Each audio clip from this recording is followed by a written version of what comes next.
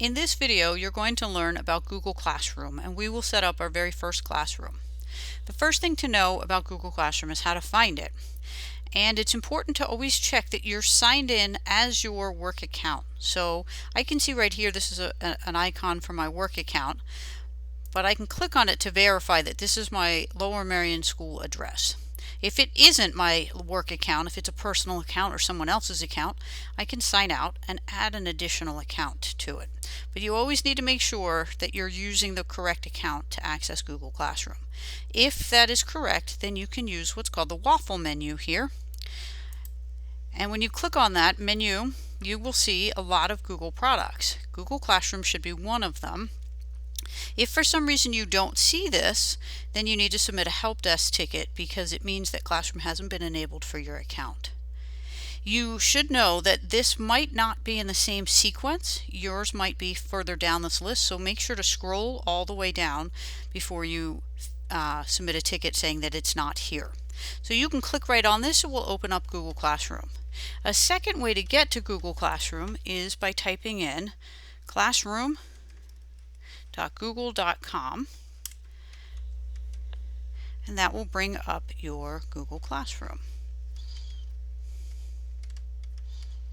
It takes a few seconds to load up your classroom, and you will notice, in my case, I'm enrolled in a number of classes. Some of them I'm a student and some of them I'm a teacher.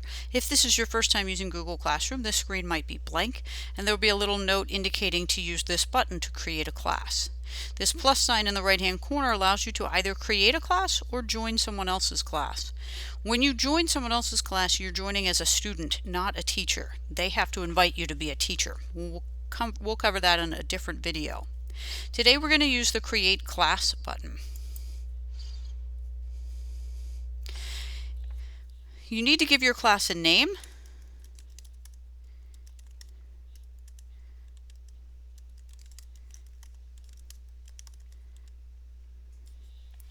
You can choose if you want to put any other information here, section, subject, or room. You can also choose to leave those blank. So I'm going to hit Create. Know that when you make a classroom in Google, it does take a little bit longer than you might expect with some of the other Google products because it's actually building a whole class for you. And here you'll see it created this class. It selected a theme for me.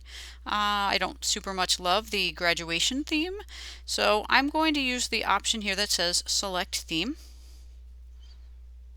And I'm going to choose a different theme. There's several choices, and if you have a particular interest or special area that you teach, you can pick whichever theme you want. I like this with the backpack here, but you can select any of them. And once you've decided, you can select a class theme, and you'll notice it changes, and it will change the colors to match whatever theme you have selected. There's also an option underneath here that says Upload Photo. So if you wanted to personalize this more and use a photo of your classroom or your school or something else that's relevant, you can certainly put your own photo as this banner here. I'm going to give you a quick overview of the 4 parts of Google Classroom, and there will be other videos that dig deeper into each of those. You have a stream, you have classwork, you have people.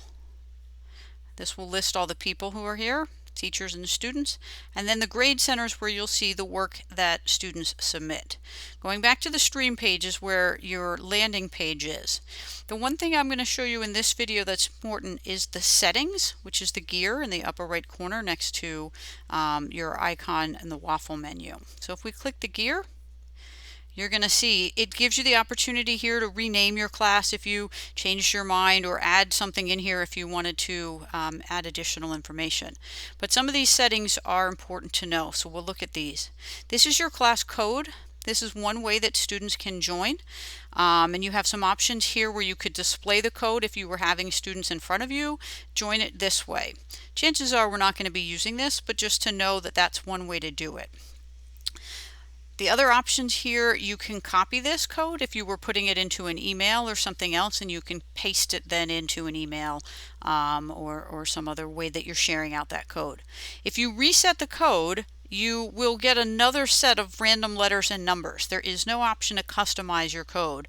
So if you think that Reset's going to let you make it fancy and put Miss Goldberg's class as your code, it's just going to give you another set of random letters and numbers. But if for some reason you get a code that is really challenging, you can reset it.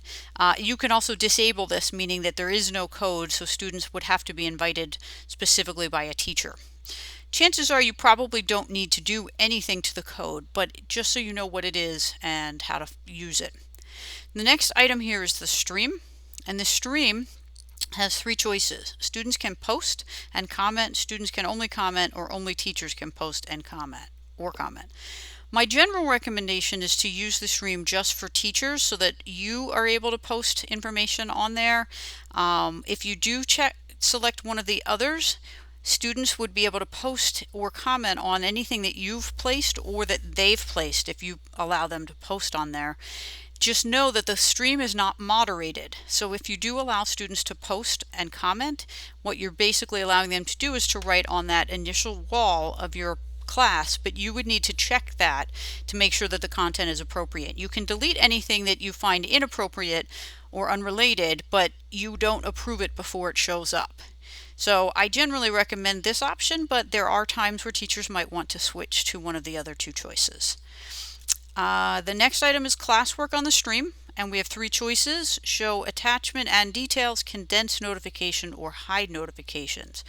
I generally don't put all the notifications on the stream because I find that when you put them, it fills up very quickly, and then you can't see the difference between an announcement that I made that's important versus everyday assignments that show up. If you leave it set with any of these other two, condensed notifications or attachment and details, what happens is anytime you post an assignment, it will put it in the stream, and then the stream becomes a little bit long. But again, that's a choice that you can make. There might be times where you find that this is really necessary. Show deleted items, I generally leave turned off. Guardian summaries by default is turned on. You can allow this, and what this does is if you've connected an email address to your students, a parent or guardian email to your students, they will be able to get weekly updates. You can click the see example to see what it looks like, but it's a good idea to leave this on. If you were using Google Meet, you could click the generate meet and then turn it on or off. We're not going to be using Google Meet at this point. The grading section can probably be left alone, but if you wanted to dig deeper into using grades, there's some options here that you can work on. We're not going to worry about that right now. I'm going to press save, and now you have your very first Google Classroom set up. We'll learn in other videos how to use classwork, inviting people, and the Grade Center.